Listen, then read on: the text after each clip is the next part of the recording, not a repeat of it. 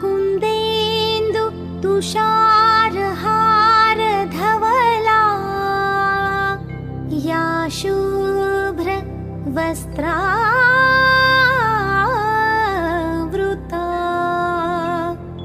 या वीणा वरदण्डमण्डितकरा या श्वेत padmasana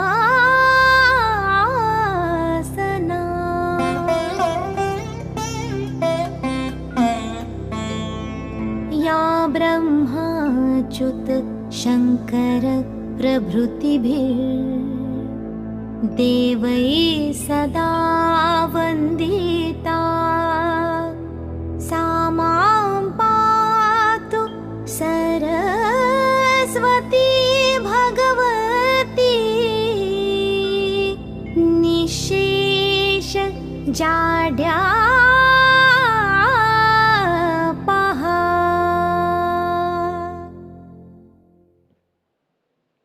Hello friends, good morning. Welcome to Navyu Group of Education. So friends, we will discuss in August video about sales book. Simple sales book. We will calculate the example of simple sales book. આપણે આગલા વિડીયોમાં simple cells બુકની વાત કરી છે. આજના વિડીયોમાં આપણે sales book with column ની વાત કરવાની છે. In this video we will present sales book with column. એટલે કે આપણે આજે sales book with column ની એટલે કે ખાનાવાળી sales book ની વાત કરવાની છે. તો સૌપ્રથમ આપણે થોડીક વાત કરી કે ખાનાવાળી sales book, there is a two types. Sales book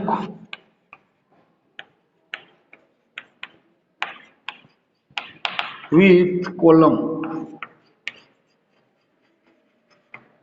Sales book with column.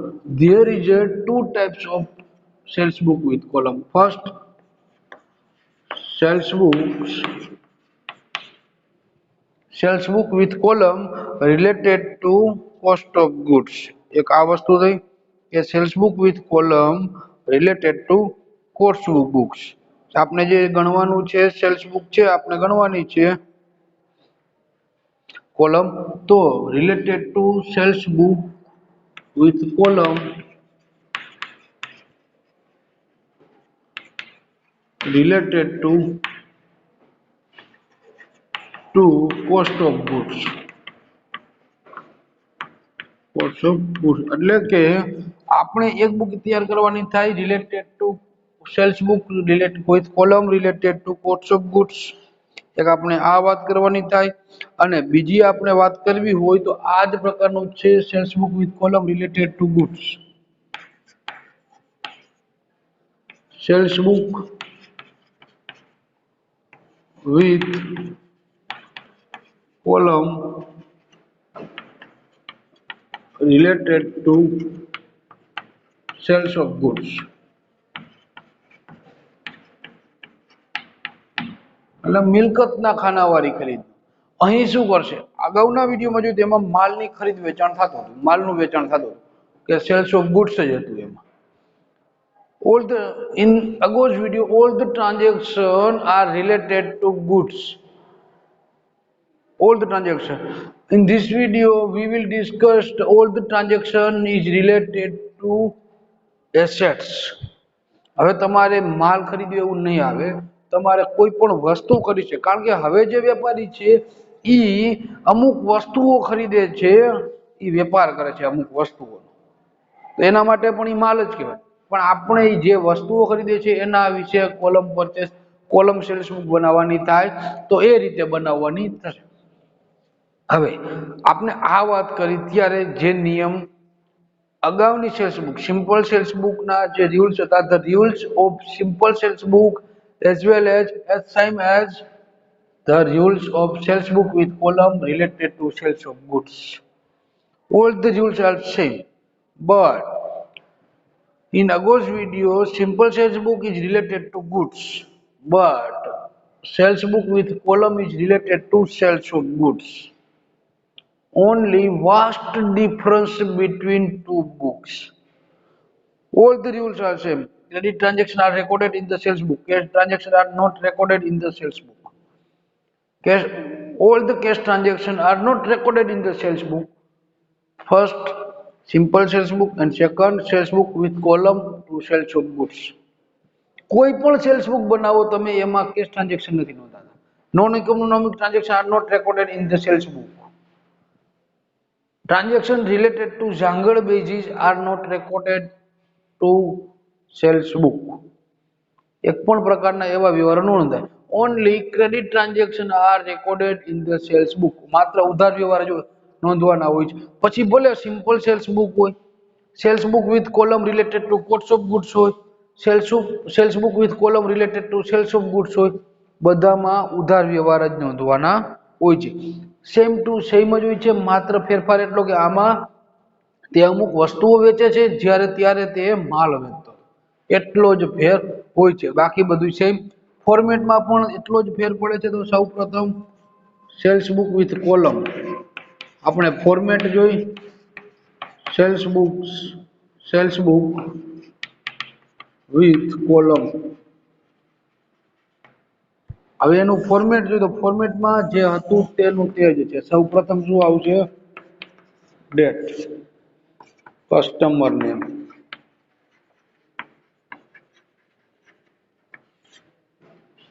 Bill number. Bill number કે બિલ્સ પેયેબલ નંબર બંને એક જ. ગુડ્સ પેયેબલ નંબર પણ ઈ જ થાય. આવક ભરતિયા નંબર અને આજ આવક ભરતિયા નંબર છે. પછી LF, પછી અમાઉન્ટ. જેટલી વસ્તુ આપી હોય એના અહીં ખાના દોરવાના થાય. જેટલી વસ્તુઓ તમને આપી એટલા ખાના દોરવાના થશે. વસ્તુ A, things 2,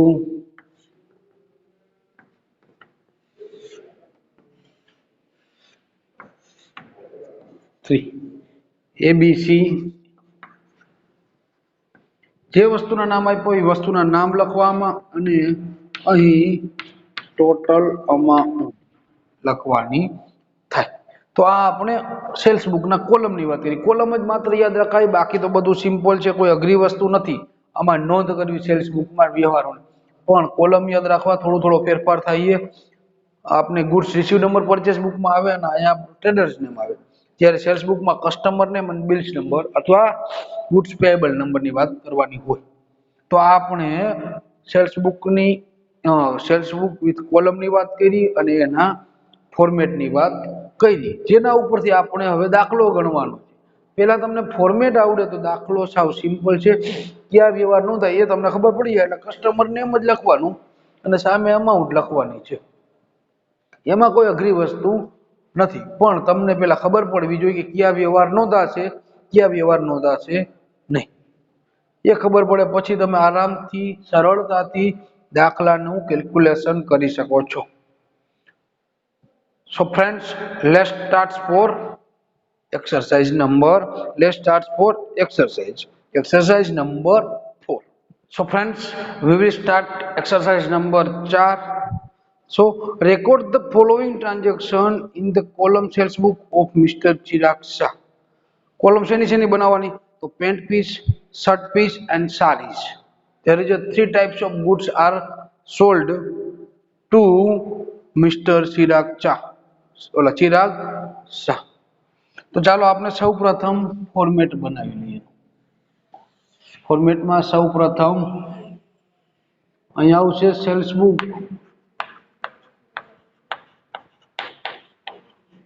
with column for Mr. Chirag Shah. Mr. Chirag Shah. First column is date. Second column is customer name.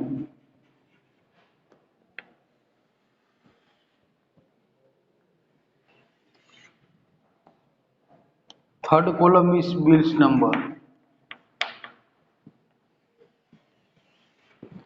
Fourth column is bills number, પછી LF લેઝર ફોલિયો નંબર, પછી કોલમ ઇઝ અમાઉન્ટ, કઈ amount નો ઉપયોગ કરવાનો થશે? તો first અમાઉન્ટમાં 3 column તમારે બનાવવાની છે, કારણ કે 3 વસ્તુનો તે વેપાર કરે છે વ્યક્તિ. આ 3 કોલમ એની છે અને પછી ટોટલ અમાઉન્ટ. ટોટલ હવે કઈ વસ્તુનો વેપાર છે? પેન્ટ પીસ, શર્ટ પીસ અને saris. Pant piece, shirt piece અને સારીસ, આ 3 વસ્તુનો વેપાર કરે છે, એટલે 3 કોલમ બનાવવાની થાય. તો આપણે ફોર્મેટ ઓફ સેલ્સ બુક બનાવ્યું. ફોર્મેટ બનાવ્યા પછી રકમ સામે રાખવી, કયા વ્યવહારની નોંધ થાય છે, કયા વ્યવહારની નોંધ નથી થતી, એનું કારણ શું છે, એ બધું જોવું એટલે તમને સમજાઈ જશે. હવે આપણે પછી એક વ્યવહારની વાત કરી. સૌ પ્રથમ ડેટ જાન્યુઆરી 2016.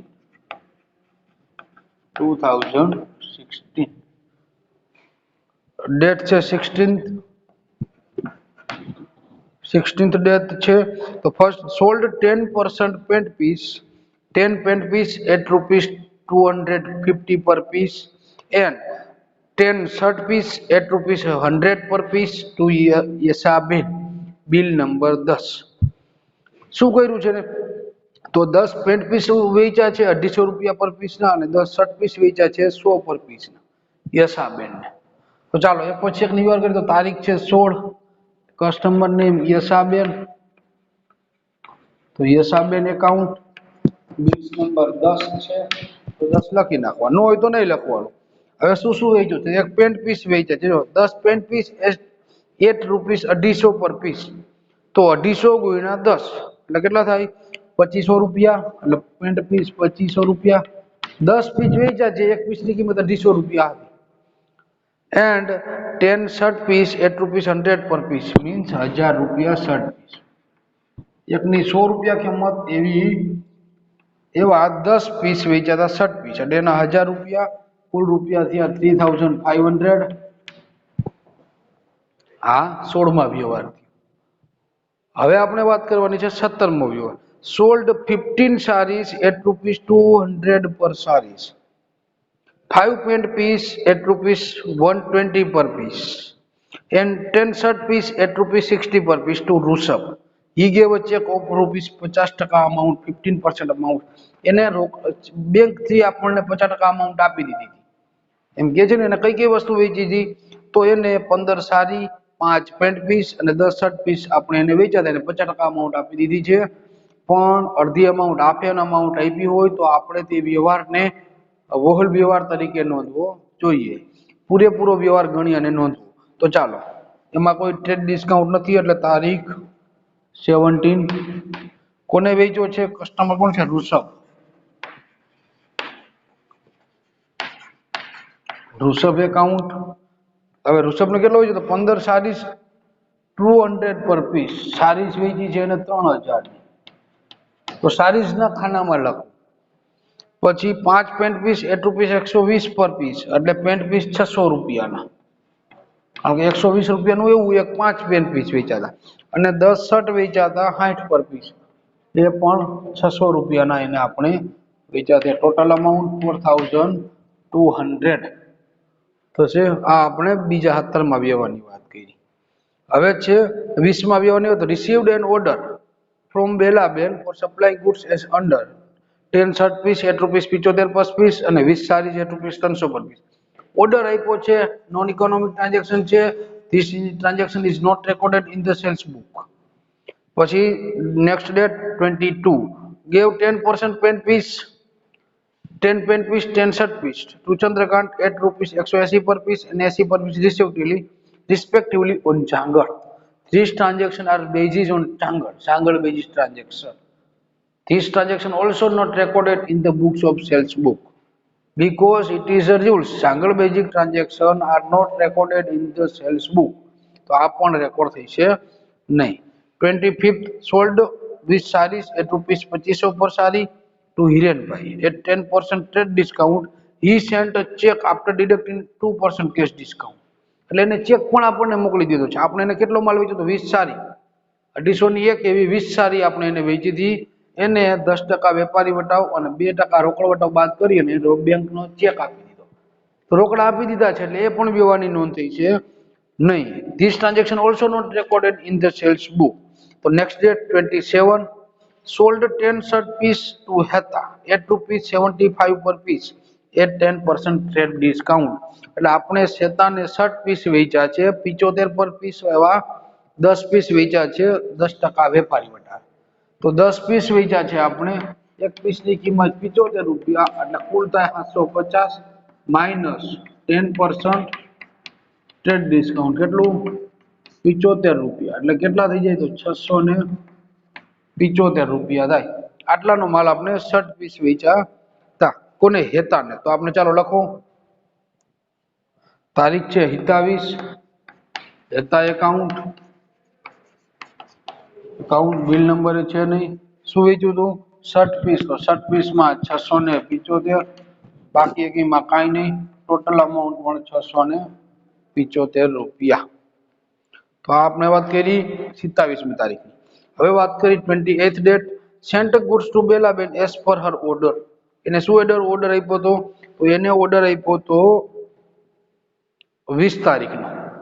શું હતો એનો order બેલાબેનનો 10 shirt piece 8 rupees 75 per piece.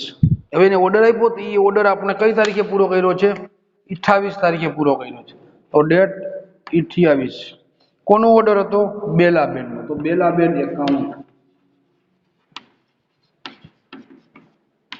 કેટલો ઓર્ડર હતો તો 10 shirt piece 8 rupees 75 per piece એટલે શર્ટ પીસના 75 પર પીસ એવા 10 તો 10 ગુણ્યા 75 રૂપિયા અને 20 સારી 8 રૂપીસ 300 પર પીસ એટલે 6000 તાઈ એક 300 ની એવી 20 સારી આપણે એને વેચી એટલે 6000 રૂપિયાની માલ વેચો એટલે 6750 રૂપિયાનો માલ એને કુલ આપણે વેચો.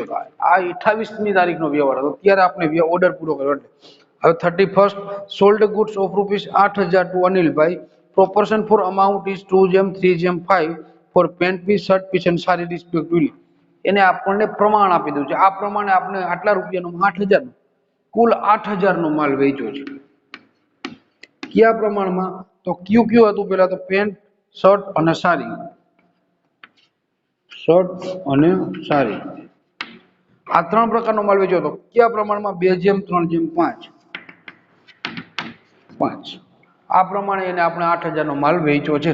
કઈ રીતે તો કુલ પ્રમાણ કેટલું છે 2 ને 3 5 ને 5 10 છે તો 8000 ના ભાગ પાડવાના છે. આને 2 આપી દેવાના અને 3 અને આને 5 તો 8000 ગુણ્યા 2/10 પછી બીજું 8000 ગુણ્યા 3/10 અને 8000 ગુણ્યા 5/10 ગુણ્યા આતની રકમ છે જો 2 3 અને 5 છેદમાં આતનીનો સરવાળો છે એટલે આપણે ઈ પ્રોપોર્શનમાં વેચી દેવાનું. તો કેટલા થાય 800 દુને 1600 2400 અને 400 એટલે પેન્ટ પીસ કેટલા હતા 400 શર્ટ પીસ 2400 અને સારી 4000 ની વેચી હતી. આપણે એકાઉન્ટમાં પણ 12માં આવતું પ્રોપોર્શન વેચવાનું એ જ આપણે વેચ્યું છે. કોને વેચ્યું છે અનિલભાઈને. તો 31st ડેટ અનિલભાઈ એકાઉન્ટ કઈ રીતે વેચ્યું છે તો પેન્ટ પીસ 1600 શર્ટ પીસ 2400 અને 4000 સારીસ. Total amount is 8000. આ આપણે 31મી તારીખનો વ્યવહાર પણ કર્યો.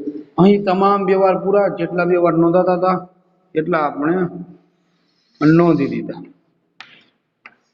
એટલે અહીં વ્યવહાર પૂરા થઈ જાય તો આપણે હવે નેક્સ્ટ ટોટલ અમાઉન્ટ કરી લઈએ.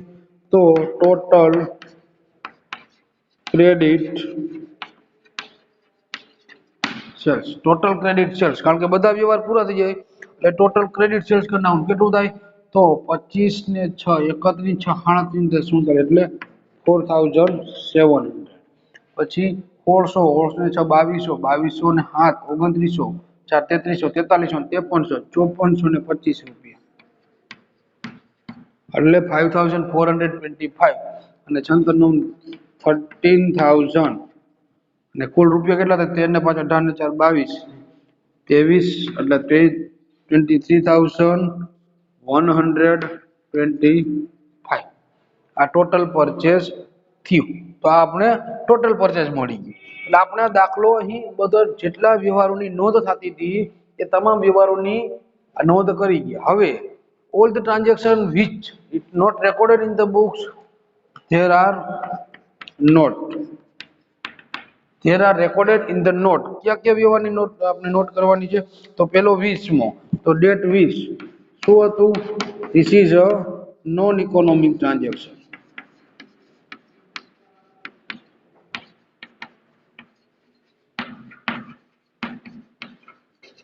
This is a non economic transaction.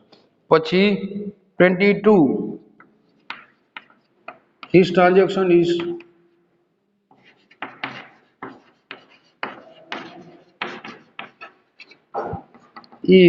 jangal basis.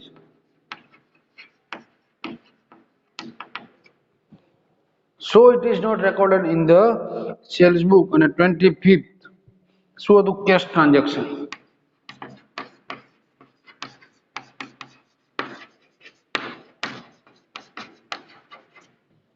For this reason, all the transaction 20, 22 and 25 are all the transaction are not recorded in the sales book. આ એકે વ્યવહારની સેલ્સ બુકમાં નોંધ કરવાની થાય નહીં. તો વિદ્યાર્થી મિત્રો, આપણે વાત કરી sales book with column, sales of goods ની વાત કરી, એનો દાખલો ગણ્યો છે. આ વિડીયોને જોઈ લેજો અને દાખલાને સમજી અને તમારી પાકી બુકમાં આ દાખલાને ઉતારી લેજો. આ તમે તમારી જે ફેર બુક બનાવો છો એ બુકમાં ધીસ એક્ઝામ્પલ લખી લેવાનું છે અને આ લખાઈ જાય એટલે ઉદાહરણમાં સેલ્સ બુક વિથ કોલમના તમામ દાખલા પણ તમારે પાકી બુકમાં ઉતારી લેવાના. અત્યાર સુધી જેટલા મેં દાખલા ગણાવ્યા છે એના રિલેટેડ તમામ દાખલા તમારે પાકી બુકમાં લખી લેવા. ઉદાહરણ 1 થી 4 5 સુધીમાં જ બધા દાખલા આવી જશે. એ જોઈ લેજો એટલે તમને ખબર પડી જાય. તો આ વિડીયોને જોઈને સમજીને પાકી બુકમાં ઉતારી લેવું. નેક્સ્ટ વિડીયોમાં આપણે નેક્સ્ટ એક્સરસાઇઝ કે નેક્સ્ટ દાખલાની વાત કરશું. તો મારા વિડીયો વિદ્યાર્થી મિત્રો જોતા રહેજો. અસ્તુ. જય હિન્દ, જય ભારત.